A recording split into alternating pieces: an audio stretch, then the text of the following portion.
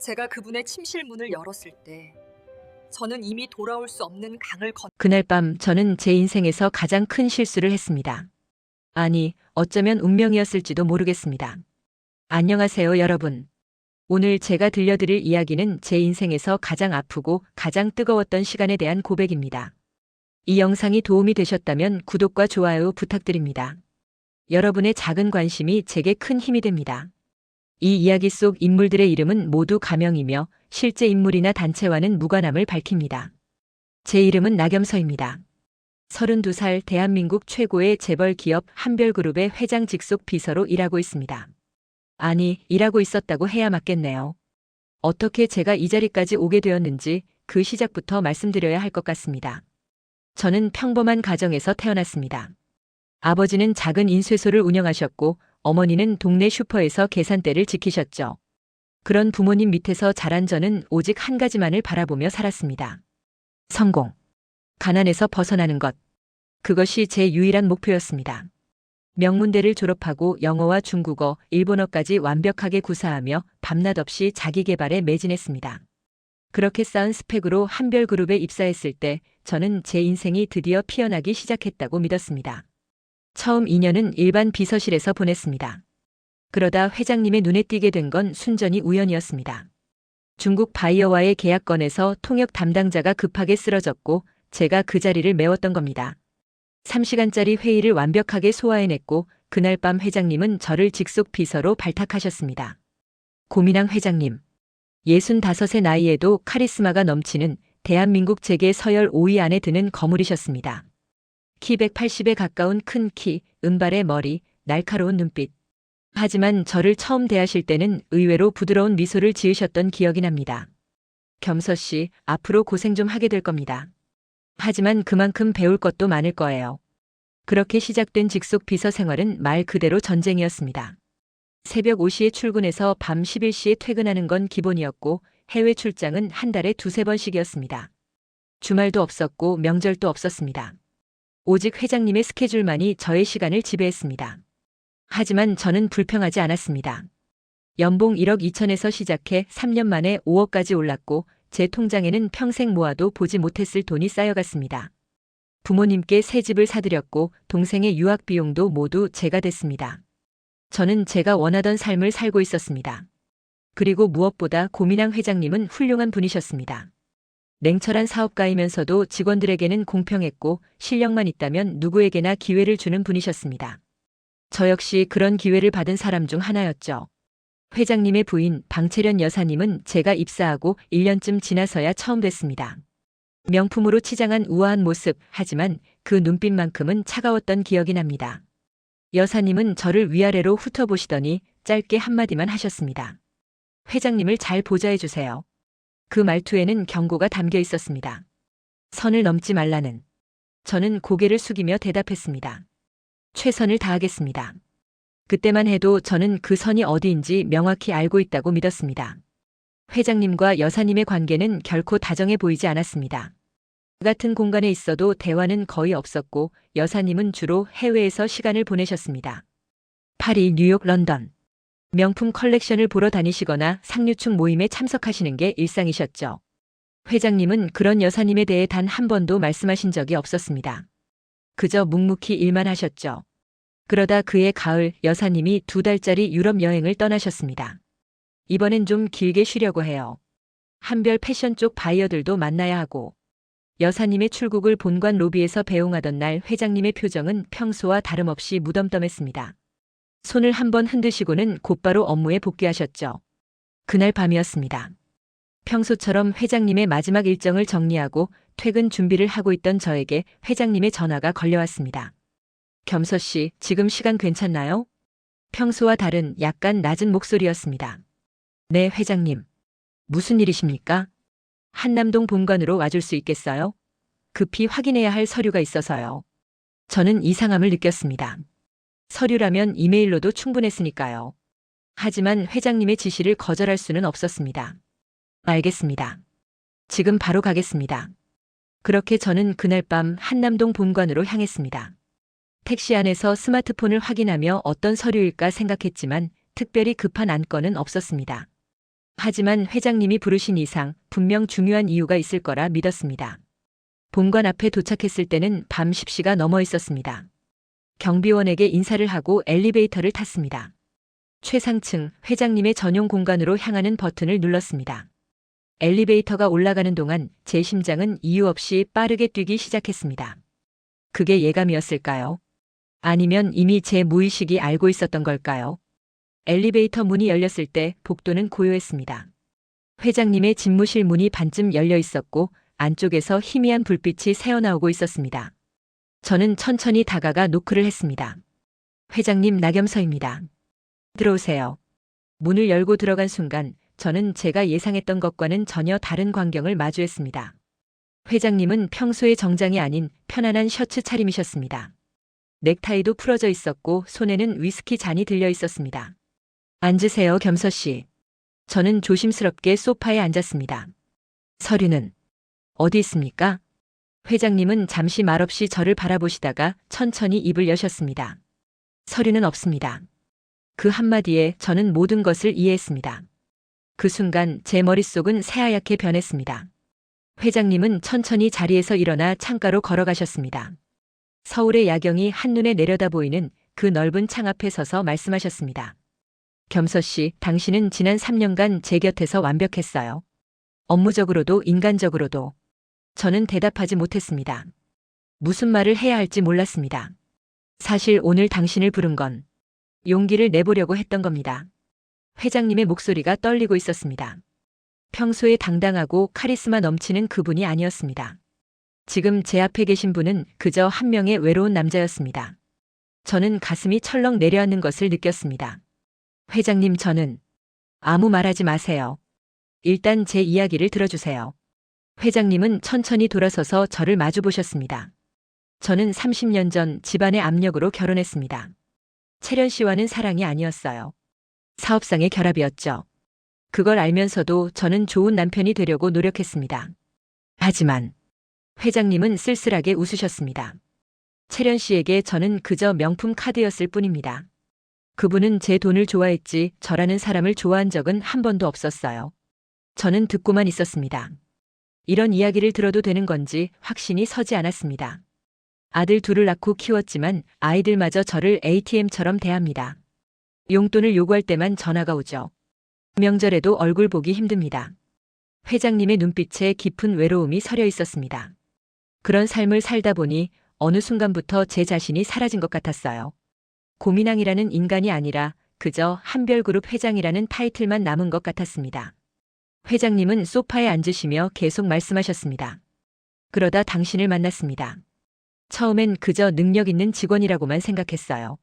하지만 시간이 지나면서 당신과 함께 있을 때만큼은 제가 저 자신으로 돌아오는 것 같았습니다. 저는 손이 떨렸습니다. 이 상황이 어디로 흘러가고 있는지 알고 있었지만 막을 수가 없었습니다. 겸서 씨, 저는 당신에게 특별한 감정을 가지고 있습니다. 그 고백을 듣는 순간 저는 제 안에 숨겨두었던 감정이 무너져 내리는 것을 느꼈습니다. 사실 저도 알고 있었습니다. 언제부터인가 회장님을 바라볼 때 제 심장이 빨리 뛴다는 것을, 회장님의 목소리를 들을 때면 기분이 좋아진다는 것을, 회장님이 힘들어하실 때 제가 함께 아파한다는 것을. 하지만 그게 사랑이라고는 인정하고 싶지 않았습니다. 그분은 유부남이었고 저보다 33살이나 많으셨으니까요. 그리고 무엇보다 저는 그저 직원일 뿐이었으니까요. 회장님, 제 목소리도 떨리고 있었습니다. 저는 이러면 안 된다는 걸 알고 있습니다. 저도 압니다. 회장님이 제 눈을 똑바로 바라보시며 말씀하셨습니다. 하지만 이대로 계속 숨기고 살 수는 없었어요. 당신에게 제 마음을 전하지 않고서는 견딜 수 없었습니다. 저는 눈물이 핑 도는 것을 느꼈습니다. 회장님, 저는 회장님을 존경합니다.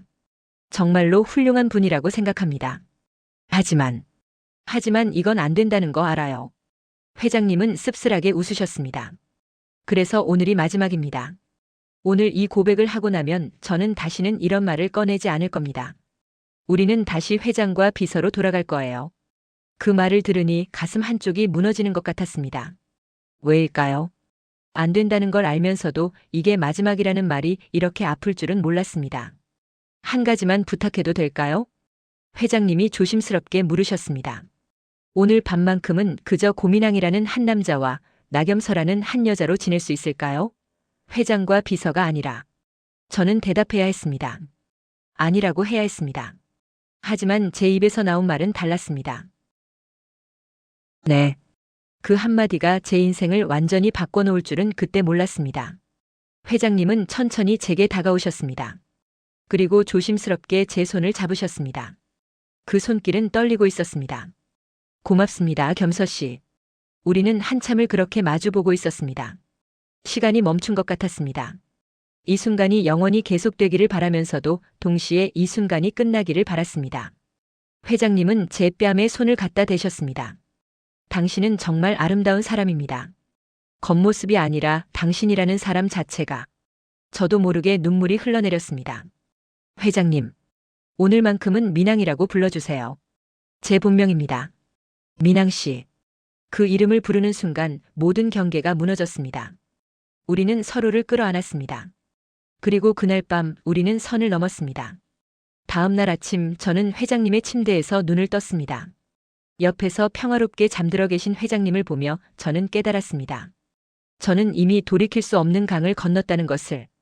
그리고 그 강 너머에 무엇이 기다리고 있을지 저는 두려웠습니다. 하지만 동시에 처음으로 살아있음을 느꼈습니다. 이게 사랑이라는 감정이구나 라고. 그날 이후 제 일상은 완전히 달라졌습니다. 겉으로는 모든 게 똑같았습니다. 저는 여전히 회장님의 비서였고 회장님은 여전히 냉철한 경영자셨습니다. 회의실에서 임원들 앞에서 우리는 완벽하게 전문적인 관계를 유지했습니다. 하지만 문이 닫히는 순간 모든 것이 달라졌습니다. 처음 일주일은 조심스러웠습니다. 회장님도 저도 이 관계가 어디로 흘러가야 하는지 확신하지 못했습니다. 그저 서로를 그리워하면서도 만나는 것이 옳은지 끊임없이 자문했습니다. 하지만 감정이란 게 그런 겁니다. 한번 무너진 댐은 다시 막을 수 없는 법이죠. 회장님은 매일 밤 저에게 전화를 하셨습니다. 업무 이야기로 시작해서 어느새 개인적인 대화로 흘러갔습니다. 어린 시절 이야기, 꿈꿨던 것들, 포기했던 것들. 겸서 씨, 저는 21살 때 화가가 되고 싶었어요. 어느 날 밤 회장님이 말씀하셨습니다. 하지만 아버지께서 돌아가시면서 저는 회사를 물려받아야 했죠. 제 꿈 따위는 사치였습니다. 그런 이야기를 들을 때마다 저는 회장님이라는 타이틀 뒤에 숨겨진 고민왕이라는 한 남자를 더 깊이 알게 되었습니다. 저도 제 이야기를 했습니다. 가난했던 어린 시절, 명절마다 친척들에게 무시당하던 기억, 대학 등록금을 벌기 위해 밤낮으로 아르바이트 하던 날들. 그래서 저는 절대 가난하게 살지 않겠다고 다짐했어요. 돈이 전부는 아니지만 돈 없이는 존중받을 수 없다는 걸 너무 일찍 배웠거든요. 회장님은 제 손을 잡으며 말씀하셨습니다. 당신은 대단한 사람이에요, 겸서 씨. 그 어려운 환경에서 여기까지 왔으니까요. 2달이 지났습니다. 방채련 여사님은 여전히 유럽에 계셨고 우리의 관계는 점점 더 깊어졌습니다. 주말이면 회장님의 평창동 별장에서 만났습니다. 아무도 모르는 곳에서 우리는 그저 평범한 연인처럼 시간을 보냈습니다. 회장님은 직접 요리를 해주셨습니다. 서툴렀지만 그 정성이 느껴져서 저는 눈물이 날 것 같았습니다. 평생 이런 거 해본 적이 없어요. 채련 씨는 제가 부엌에 들어가는 것조차 싫어했거든요. 격이 떨어진다면서. 저는 그 음식을 먹으며 행복했습니다. 미슐랭 레스토랑의 어떤 요리보다 맛있었습니다. 우리는 함께 영화를 보고 산책을 하고 밤하늘의 별을 보며 이야기를 나눴습니다. 회장님은 제게 그림을 그려주셨습니다. 서툰 솜씨였지만 젊은 시절의 꿈을 이루는 듯한 회장님의 표정은 소년처럼 밝았습니다. 당신과 함께 있으면 제가 다시 살아있는 것 같아요. 회장님의 그 말이 저를 더욱 깊은 감정의 늪으로 빠뜨렸습니다. 하지만 현실은 언제나 그 자리에 있었습니다. 회사에서 저를 바라보는 시선들이 조금씩 달라지기 시작했습니다. 다른 비서들이 수군거리는 소리가 들렸습니다. 나비서, 요즘 회장님이랑 너무 가까운 것 같지 않아? 맞아, 예전에는 안 그랬는데. 저는 더 조심했습니다. 회사에서는 회장님과의 거리를 더 벌렸습니다. 하지만 그럴수록 사람들의 의심은 더 커지는 것 같았습니다. 어느 날 인사팀 차장 한려원이 저를 찾아왔습니다. 겸서 씨, 조심하세요. 무슨 말씀이세요? 소문이 돌고 있어요. 당신과 회장님 사이에 뭔가 있다고. 아직 확실한 건 아니지만 불씨는 이미 생겼어요. 제 얼굴이 하얗게 변했습니다. 그건 오해입니다. 오해든 아니든 조심하라는 겁니다. 특히 여사님이 돌아오시기 전에 정리할 건 정리하세요. 한려원은 의미심장한 눈빛으로 저를 바라보며 자리를 떴습니다. 그날 밤 저는 회장님께 이 사실을 말씀드렸습니다. 회장님, 우리 이제 그만해야 할 것 같아요. 회장님의 표정이 굳어졌습니다. 소문이 돌기 시작했어요. 여사님이 돌아오시기 전에 우리 관계를 정리해야 합니다. 회장님은 한참을 말없이 창밖을 바라보시다가 천천히 고개를 끄덕이셨습니다. 당신 말이 맞아요. 이건 옳지 않은 일이니까요.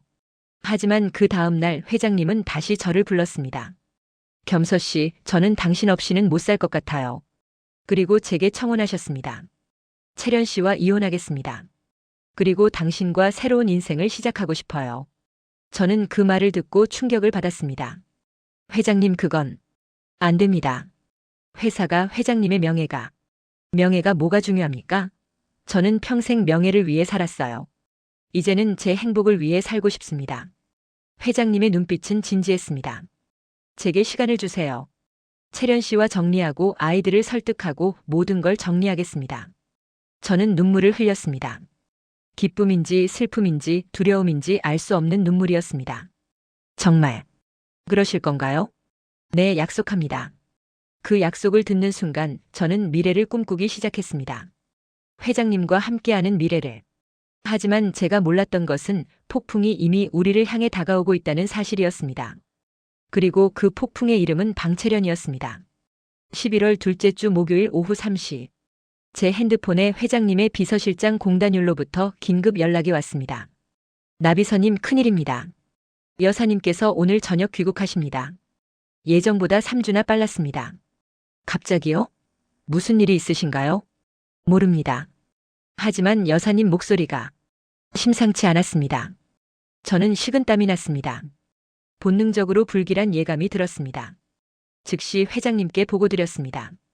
회장님도 당황하셨지만 애써 침착함을 유지하셨습니다. 알겠습니다. 공항 영접 준비하세요. 그날 저녁 8시 인천공항 VIP 라운지. 방채련 여사님이 나타나셨을 때 저는 등골이 오싹해지는 것을 느꼈습니다. 여사님의 눈빛은 칼날처럼 날카로웠고 입가에는 차가운 미소가 걸려 있었습니다.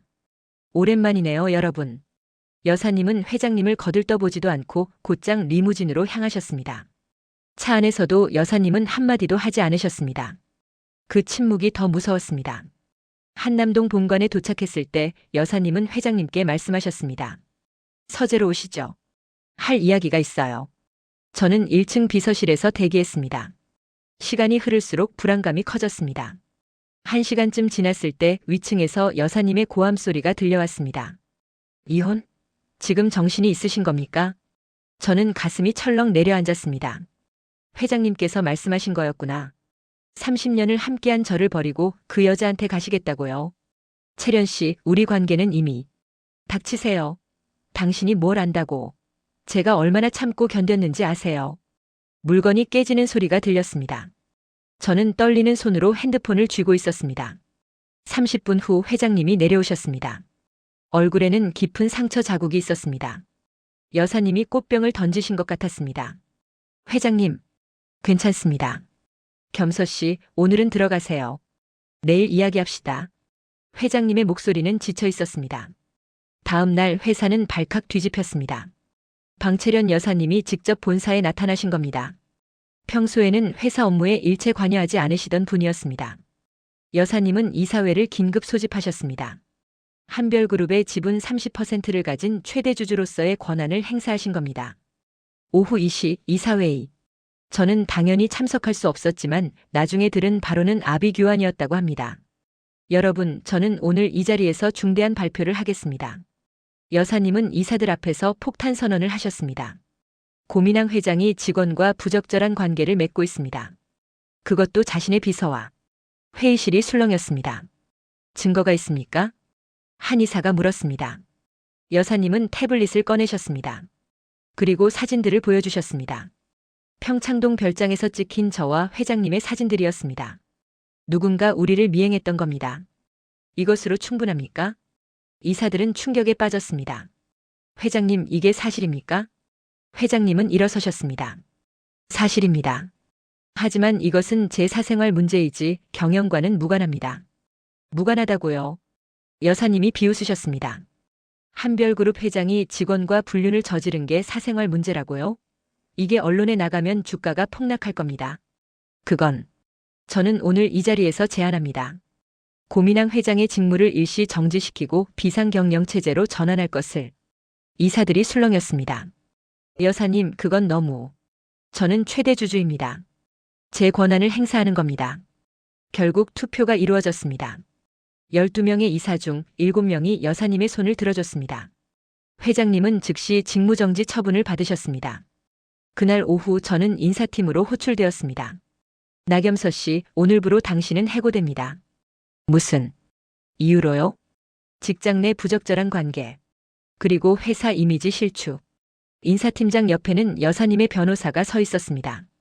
30분 안에 짐을 싸서 나가주시기 바랍니다.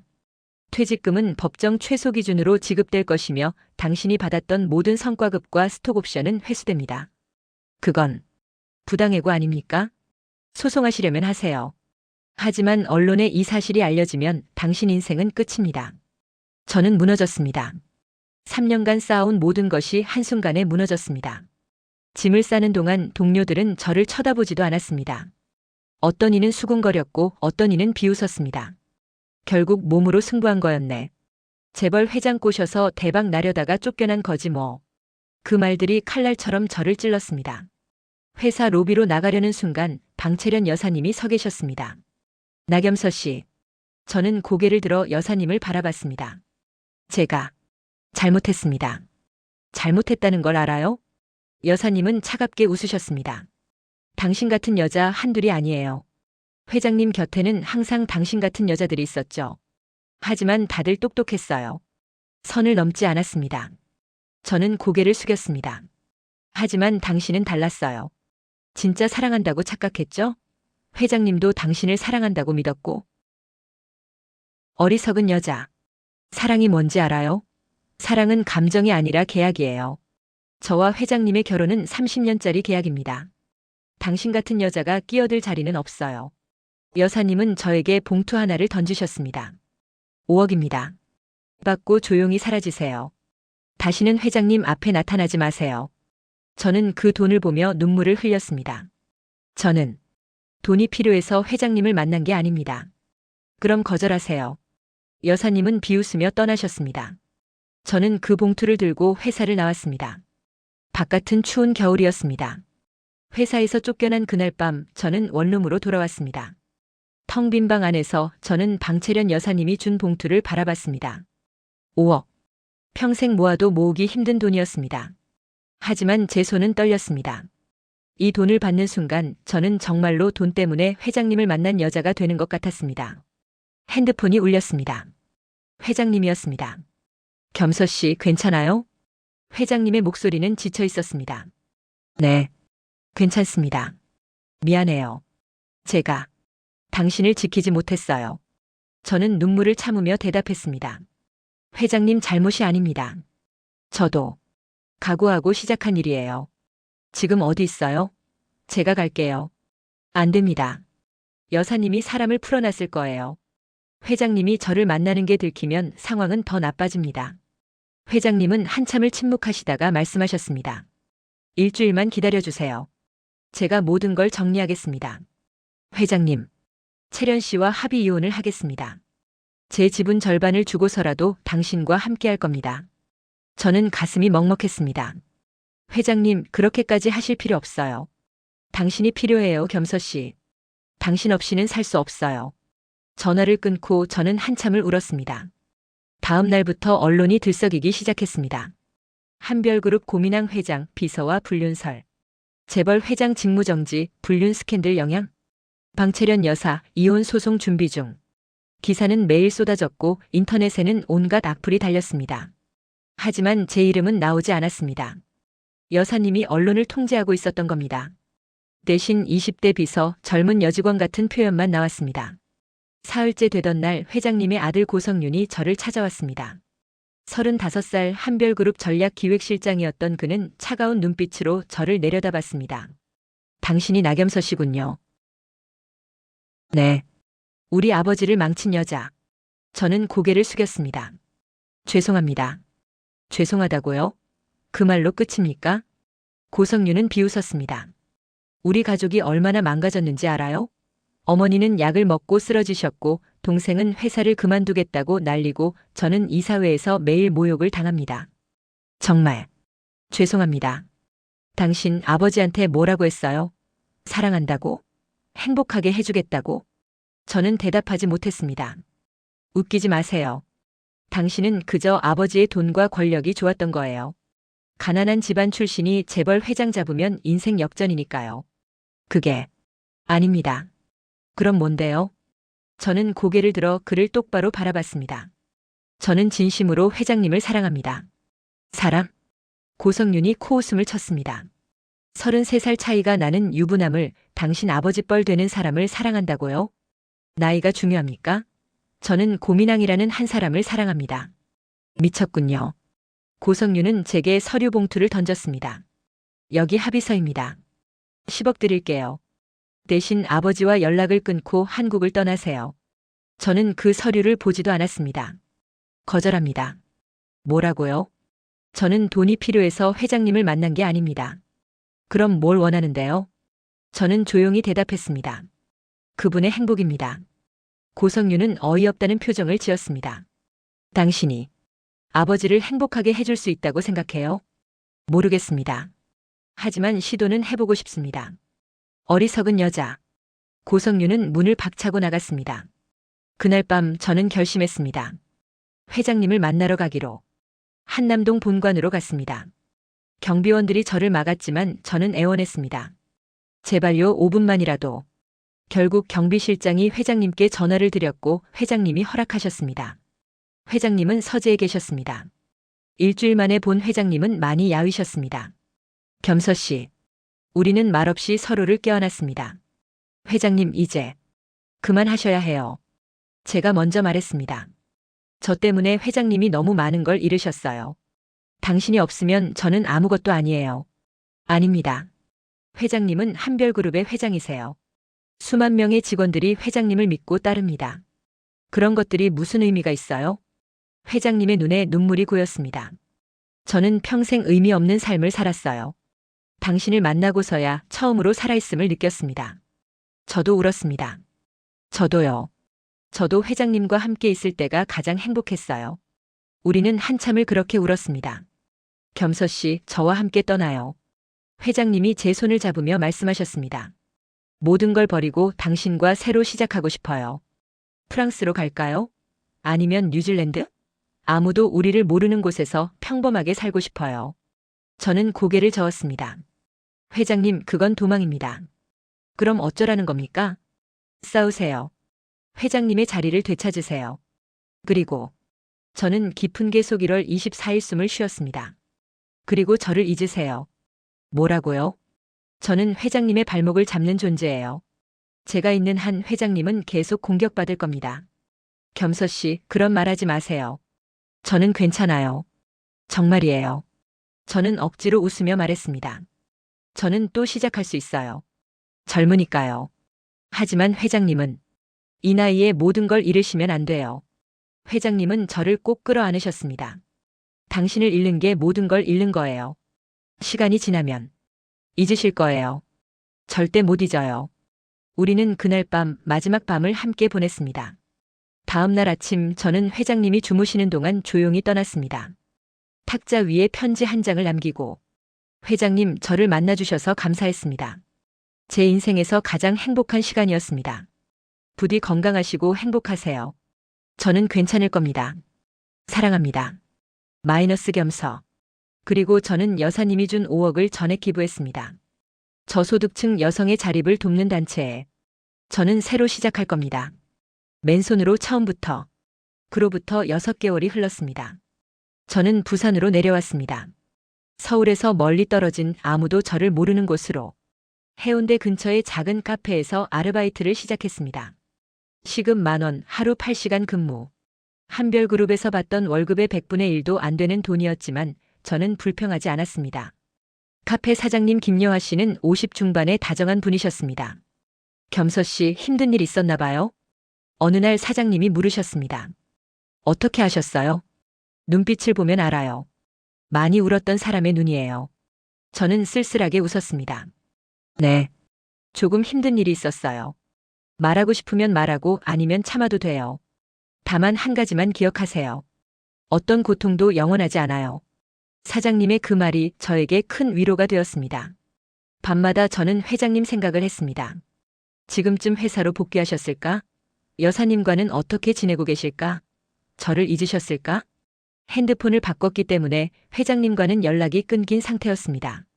일부러 그렇게 한 거였습니다. 연락이 닿으면 저는 다시 무너질 것 같았으니까요.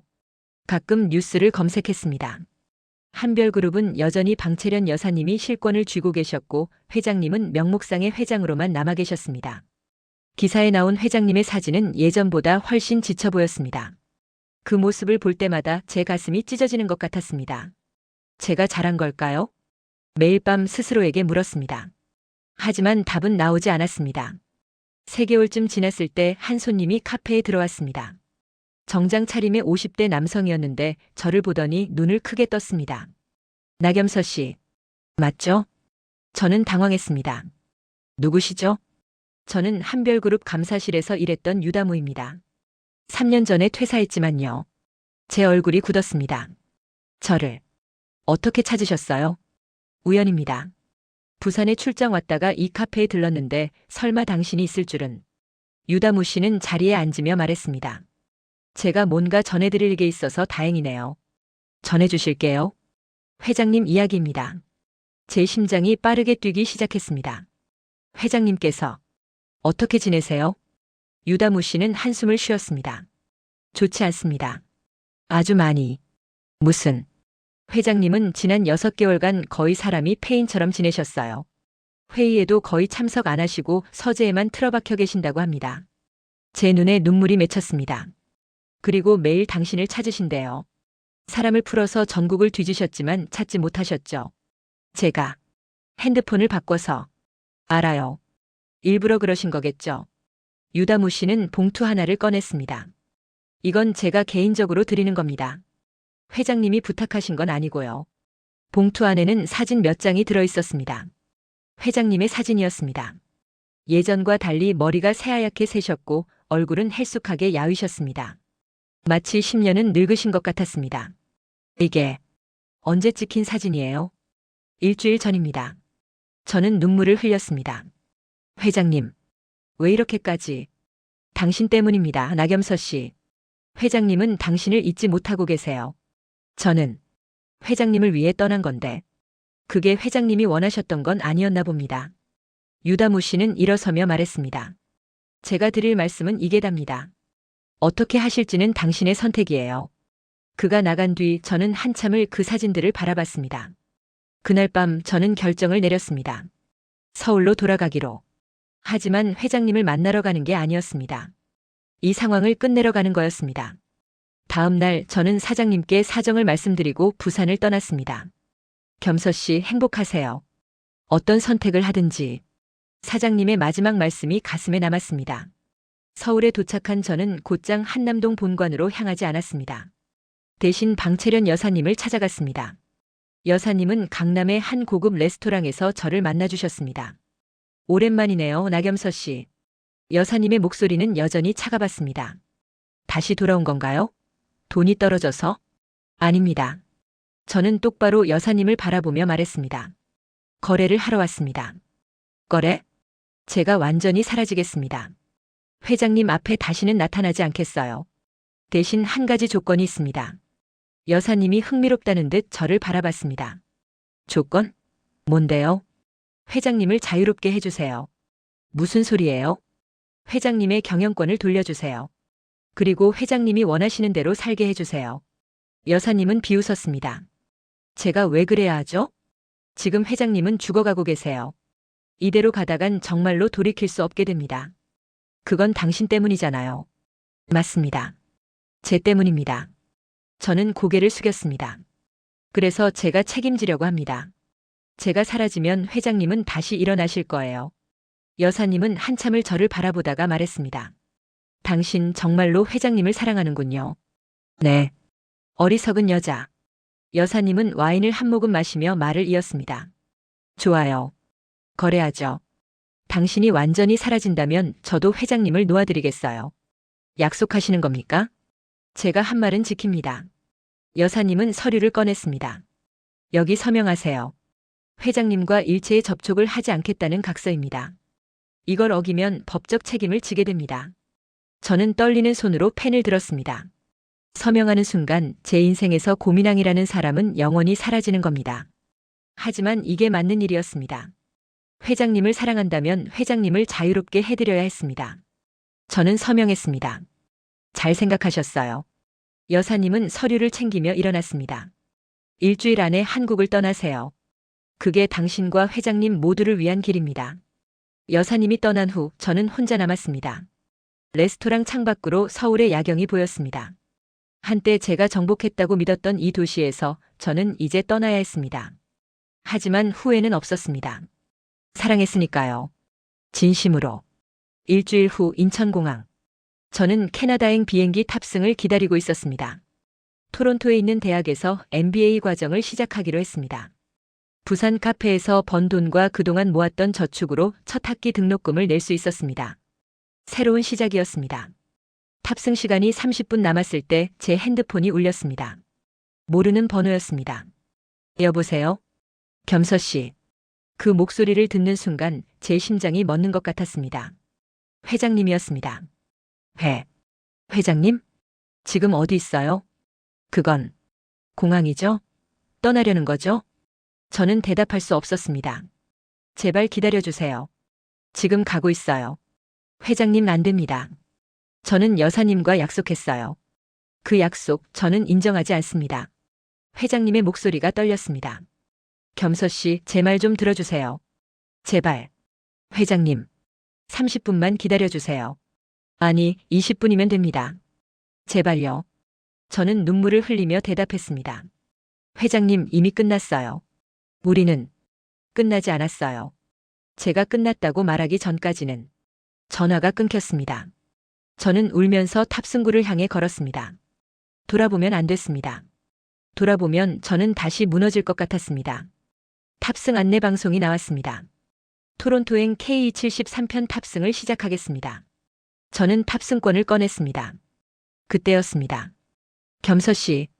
뒤에서 회장님의 목소리가 들렸습니다. 저는 얼어붙었습니다. 돌아보고 싶었지만 참았습니다. 나겸서 씨, 돌아보세요. 승객들이 저를 쳐다봤습니다. 회장님의 발소리가 점점 가까워졌습니다. 겸서 씨. 회장님이 제 어깨에 손을 올렸습니다. 저는 천천히 돌아섰습니다. 회장님은 거기 계셨습니다. 숨을 헐떡이며 땀을 흘리며 마치 세상 끝까지 달려온 것처럼. 회장님, 왜 오셨어요? 당신을 붙잡으러 왔습니다. 주변 사람들이 수군거렸습니다. 누군가 회장님을 알아봤습니다. 저기 한별그룹 회장님 아니야? 하지만 회장님은 아랑곳하지 않으셨습니다. 겸서 씨, 저와 함께 가주세요. 회장님, 우리는 안 돼요. 이미 끝났어요. 끝나지 않았어요. 회장님이 제 손을 잡았습니다. 지난 6개월 저는 지옥 같은 시간을 보냈어요. 당신 없는 삶이 얼마나 무의미한지 깨달았습니다. 회장님, 여사님과의 약속이 채련 씨와는 이혼했습니다. 제 눈이 커졌습니다. 뭐라고요? 일주일 전에 이혼 합의가 끝났어요. 제 지분 절반과 재산의 70%를 드렸습니다. 그럼 회사는? 회사는 아들에게 물려줬어요. 저는 이제 평범한 사람입니다. 회장님은 미소를 지으셨습니다. 겸서 씨, 이제 저는 자유예요. 당신과 함께할 수 있는 자유. 저는 믿을 수가 없었습니다. 하지만 회장님의 모든 것을 잃었지만 당신을 얻을 수 있다면 아무것도 아닙니다. 회장님이 무릎을 꿇었습니다. 공항 한가운데서 모든 사람들이 보는 앞에서 나겸서 씨, 저와 결혼해 주시겠습니까? 주변이 술렁였습니다. 누군가 핸드폰으로 영상을 찍기 시작했습니다. 저는 눈물이 멈추지 않았습니다. 회장님, 일어나세요. 사람들이 봐요. 대답해 주세요. 그럼 일어나겠습니다. 저는 한참을 울다가 고개를 끄덕였습니다. 네. 회장님이 일어나 저를 꼭 껴안았습니다. 주변 사람들이 박수를 쳤습니다. 회장님 정말 괜찮으세요? 모든 걸 잃으셨는데. 겸서 씨. 회장님이 제 눈을 바라보며 말씀하셨습니다. 저는 평생 가진 것들 때문에 살았어요. 회사, 명예, 재산. 하지만 그 모든 게 저를 행복하게 해주진 못했습니다. 당신을 만나고서야 제가 진짜 원했던 게 뭔지 알았어요. 사랑하는 사람과 함께하는 평범한 행복이었어요. 저는 회장님의 품에 안겨 울었습니다. 앞으로 힘들 거예요. 세상 사람들이 우리를 욕할 거고 비난할 겁니다. 알아요. 회장님이 제 머리를 쓰다듬으며 말씀하셨습니다. 하지만 우리 함께라면 이겨낼 수 있어요. 우리는 그날 공항을 함께 떠났습니다. 토론토가 아닌 새로운 곳으로. 뉴질랜드의 작은 마을. 그곳에서 우리는 작은 카페를 열었습니다. 회장님은 그림을 그리셨고 저는 카페를 운영했습니다. 물론 쉽지 않았습니다. 한국 언론은 우리를 마녀 사냥했고 SNS에는 온갖 악플이 달렸습니다. 회장님의 자녀들은 절연을 선언했습니다. 하지만 우리는 행복했습니다. 처음으로 진짜로. 1년 후 우리는 조촐한 결혼식을 올렸습니다. 하객은 단 5명. 마을 사람들이었습니다. 회장님은 제게 말씀하셨습니다. 겸서 씨, 아니 제 아내. 당신 때문에 제가 다시 태어났어요. 저도요, 당신. 우리는 키스했습니다. 세상 그 어떤 것보다 달콤한 키스였습니다. 지금 저는 40살입니다. 회장님, 아니 제 남편 민항 씨는 73이 되셨습니다. 우리에게는 8살 된 딸 하나가 있습니다. 민항 씨는 지역 화가로 작은 명성을 얻으셨고 저는 마을에서 가장 인기 있는 카페를 운영하고 있습니다. 가끔 한국 뉴스를 봅니다. 한별그룹은 여전히 잘 굴러가고 있습니다. 회장님의 아들이 훌륭하게 경영하고 있다더군요. 후회하냐고요? 단 한 번도. 저는 선택했습니다. 사랑을. 그리고 그 선택은 제 인생에서 가장 옳은 결정이었습니다. 여러분, 사랑은 때때로 어리석어 보입니다. 모든 것을 잃게 만들기도 하고 세상과 싸우게 만들기도 합니다. 하지만 진짜 사랑이라면 그 모든 것이 가치 있습니다. 저는 재벌 회장의 비서였습니다. 금지된 사랑에 빠졌고 모든 것을 잃었습니다. 하지만 동시에 모든 것을 얻었습니다. 진짜 행복을. 그것이 제 이야기입니다. 여러분, 이 이야기가 어떠셨나요? 오늘의 이야기가 여러분께 작은 위로와 용기가 되었기를 바랍니다. 이 채널은 여러분의 구독과 좋아요가 큰 힘이 됩니다. 아직 구독하지 않으셨다면 지금 바로 구독 버튼을 눌러주시고 좋아요와 알림 설정도 함께 부탁드립니다. 그리고 댓글로 여러분의 생각을 자유롭게 남겨주세요. 여러분의 소중한 의견 하나하나가 더 좋은 콘텐츠를 만드는 원동력이 됩니다. 다음에도 더 감동적이고 교훈적인 이야기로 찾아뵙겠습니다. 시청해주셔서 감사합니다.